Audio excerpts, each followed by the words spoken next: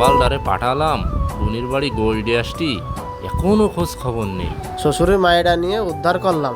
আসসালামু আলাইকুম। ওয়ালাইকুম আসসালাম। বাবাজি ভালো ভালো আছো? আব্বা আপনাদের দোয়ায় খুব ভালো আছি।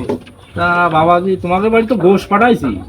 আব্বা পাইছি, সেই বিষয়টা নিয়ে আপনার কাছে আইছি। বাবা কি হয়েছে?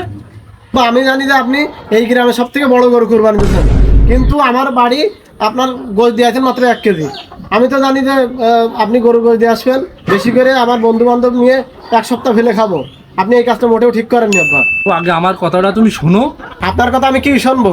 আপনি যে কাজটা করছেন সে মোটেও ঠিক করেননি। আব্বা তুমি একটু ঠান্ডা মাথায় একটু বসো দিন, আর বসো বসো। কি আর বস, আমার ভালো লাগতেছে না। আব্বা আসসালামু আলাইকুম।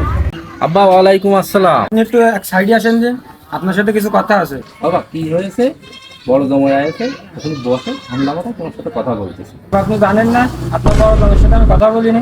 আচ্ছা ঠিক আছে, তুমি ওই পাশে চলো, ঠান্ডা মাথায় তোমার সাথে কথা বলবো। মনে মনে যা ভাবিলাম তাই। দুই জামাইরে এখন আমি কি বুঝ দেব? আব্বা এবার বসো দিনই, কি হয়েছে? বসে একটু সুন্দর করে আমি কথা বলো। বসতে আসিনি আপনার বাড়ি। তুমি এরকম করে কথা করছাও কেন? কি হয়েছে একটু বলো দিনই। আপনি জানেন না আমি আত্মীয় স্বজনের দাওয়াত দিয়ে থইছি, আপনি আমার বাড়ি 1 কেজি গোশ দিয়ে পাঠাইছেন। কিভাবে পারেন 1 কেজি গোশ পাঠাতে? আমার বাড়ি আত্মীয় স্বজনে ভরা। ও তাহলে এই ব্যাপার। আচ্ছা তুমি তোমার ওই বড় দুলোভাইরে ডাকো দিনি, কি হয়েছে আমি সবকিছু খুলে বলতেছি। আপনি জানেন না বড় দুলোভাইয়ের সাথে আমি কথা বলি না। আচ্ছা ঠিক আছে, আমি ডাকতেছি। আসো দিনি, দেখি কি হয়েছে তোমাদের বিষয়টা আমি একটু দেখি। আচ্ছা তোমাদের কথা কি শেষ হয়েছে? যদি শেষ হয়ে থাকে তাহলে আমি কিছু কথা বলবো, শোনো। তোমাদের জন্য আমি গোশ রাখিলাম, তাহলে কি হয়েছে এবার শোনো। আবার থামাচ্ছেন, আপনি কি বলবেন দ্রুত বলেন। আপনার অত কথা শুনতে আমরা আপনার বাড়ি আসিনি। এমনিতে আমাদের মান সম্মান নিয়ে এখন টানাটানি পড়ে গেছে। কি বলবেন দ্রুত বলেন। আব্বা এবার একটু থামো, আমার কথাগুলো বলতে দাও। বলেন বলেন। বিষয়টা কি হয়েছে এবার একটু শোনো।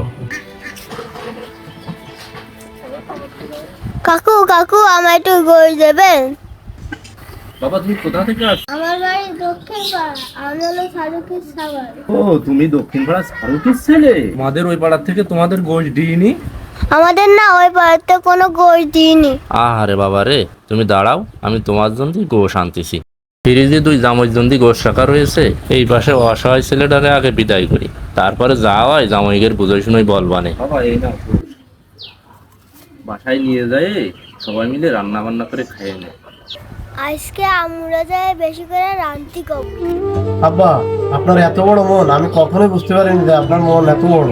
আব্বা আপনার মন যে এত বড়, আমি তো এত কিছু চিন্তা ভাবনা করিনি। আপনি তো মহৎ মনের মানুষ। আমরা তো গোশ কিনে খাইতে পারবো, আপনি যে যে বড় মনের পরিচয় দিতেন তাতে আমাদের মন ভরে গেছে।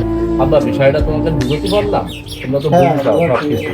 তা রাগ ঝাগ করে না, এখন বসো, সবাই মিলে একসাথে খাওয়া দাওয়া করো। আমাদের সমাজে এমন ঘটনা প্রায়ই ঘটে থাকে। আমাদের প্রত্যেকেরই চিন্তা করতে হবে আমরা কি আল্লাহ সন্তুষ্ট অর্জন করার জন্য এই কুরবানিটা দিচ্ছে কিনা।